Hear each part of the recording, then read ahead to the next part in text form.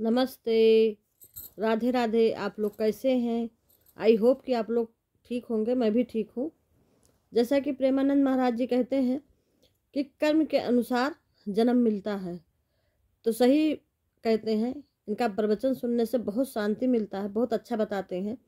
आप लोग ज़रूर सुनिए और बहुत अच्छी अच्छी बातें बताते हैं कि जैसे आदमी को लोभ नहीं करना चाहिए, आदमी को ईर्ष्या नहीं करना चाहिए, उसी हिसाब से आदमी को अलग अलग योनियों में जन्म मिलता है। तो सही बात है। अगर आदमी इनके प्रवचन को सुनेगा गुरु महाराज के, तो शायद कुछ उस गलत काम करना छोड़ देगा। और सुनना भी चाहिए। इनके प्रवचन को सुनने से बहुत शांति मिलती है। जैसा कि कहा कि जिसको जो है घर से बहुत प्रेम होता है वो छिपकली बनता है, लगाव होता है कि घर छोड़ के कहीं नहीं जाएंगे, कहीं नहीं जाएंगे, तो छिपकली बनता है। वो अपने प्रवचन बहुत अच्छी अच्छी बातें बताते हैं। कुछ बातें हम अपने वीडियो में अभी आप डालते हैं, आप लोग बने रहिएगा, लास्ट तक ज़रूर देखिएगा। और होता भी है। मैं एक कथा सुना रही हूँ। कथा क्या, मतलब अपने घर की बात सुना रही हूँ, कथा नहीं है ये। तो उसमें ये था, मेरे सासू माँ लगभग 2 साल पहले ख़त्म हो गई थी। और वो एक जो है जेठ के यहाँ रह रही थी। अब आप लोग पूछेंगे जेठ के यहाँ क्यों रह रही थी? तो हमारे यहाँ कुछ षड्यंत्र के हिसाब से नंदों ने वहाँ पे ले जा करके उनको ऐसे जगह डाल दिया कि वो इकट्ठे नहीं हो पाती, तो कोई भेद, घर का भेद नहीं खुल पाता। तो वो एक मतलब षड्यंत्र के हिसाब से वहाँ पहुँच गई। और जेठ हमारे इतने लोभी थे, इतने लोभी थे कि क्या बताएं। वहाँ से जाने के बाद वो हम लोगों से बात भी नहीं करने देते थे, ना मिलने देते थे, ना बात करने देते थे। यहाँ की जिसने भिजवाया था वो खुद नहीं जाती थी, क्योंकि माता जी वहाँ जाना नहीं चाहती थी, लेकिन उनको वहाँ भेज दिया गया था। माता वहाँ एकदम नहीं जाना चाहती थी, उनको षड्यंत्र के हिसाब से भेज दिया गया था। और उनके ऊपर अलग से प्रेशर बनाया गया था, जबकि वो 40,000 रुपया पेंशन पाती थी, लेकिन वो बोल नहीं पाती थी। बोलने का बोल पाती थी, उनको बोला नहीं दिया जाता था, बोलने नहीं दिया जाता था। उनके ऊपर लोग इतना हावी थे कि बोलो ना। और एक छोटा देवर था जो हमारे पास रह रहा था, हम 2 लोग घर पे रह रहे थे। एक छोटा देवर था जो हमारे पास रह रहा था, और फिर देवर से भी नहीं मिलने दिया जाता था। और हम लोग उसको खर्चा वगैरह देते थे, हमारे पास साथ ही रह रहा था।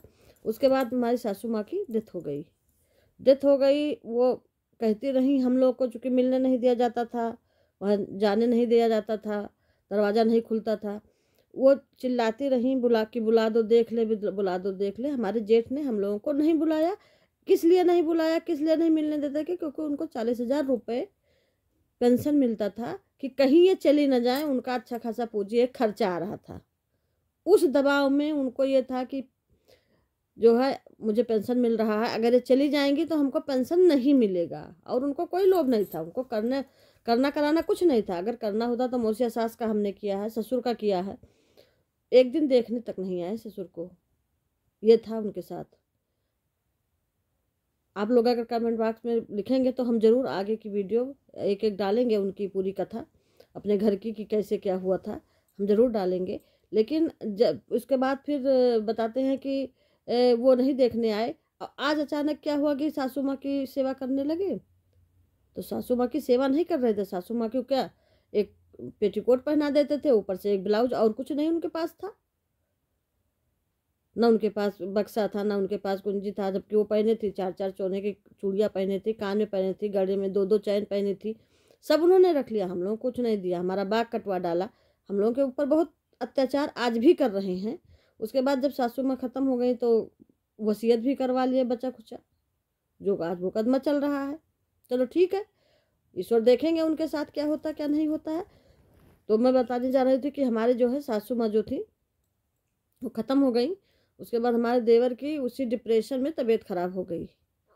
क्योंकि एक वो होता है कि जो है सबसे बड़ा उनको ये आघात मिला कि क्योंकि हमारे जेठ ने जो घर वगैरह लिखवा लिया, वसीयत करवा लिया, जबकि उन्होंने किया नहीं था।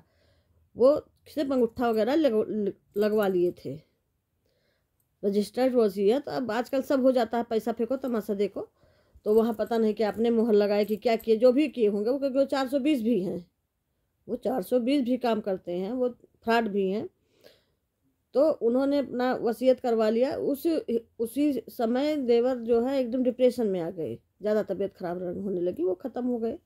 सासू माँ को भी नहीं देखने उनको मिला। उसके बाद एक हमारे यहाँ एक सर्प आता था छोटा सा, जब तक उनकी तबीयत खराब थी वो अक्सर उन्हीं के पास बैठा रहता था, अक्सर वही जगह घूम घूम के वहीं रहना, घूम घूम के वहीं रहना। लगभग सालों उनको कैंसर हो गया उसके बाद, मतलब जब लगभग 7-8 महीने वो एकदम बिस्तर पे पड़े थे, उसके बाद वो वहीं घूम घूम के रहता था। और जैसे जब से वो ख़त्म हुआ तब से वो नहीं दिखा। तो ये हमको लगता है, जब हमने प्रेमानंद महाराज जी की कथा सुनी तो हमको लगा कि कहीं ना कहीं ये चीज़ सही है, होता है। आप लोग ज़रूर बताइएगा, क्योंकि कह रहे थे कि जो इंसान से ज़्यादा प्रेम करता है तो मरने के बाद वो जिस योनि में जन्म लेता है वो उसके पास जाने की कोशिश करता, वहाँ जाके रहता है। तो हमको ये लगा कि हम, हो सकता है मेरी सासू माँ आई हूँ बाद में, हम और बच्चे सब बात कर रहे थे कि लगता है उन्हीं के पास, क्योंकि हम लोग निकलते थे बराबर, आते जाते थे, कमरे में भी दिखा कई बार। लेकिन फिर पकड़वाने वाले को भी बुलाया गया, वही गए भैया ही बुलाने, लेकिन नहीं वो मिला, गायब हो जाता था।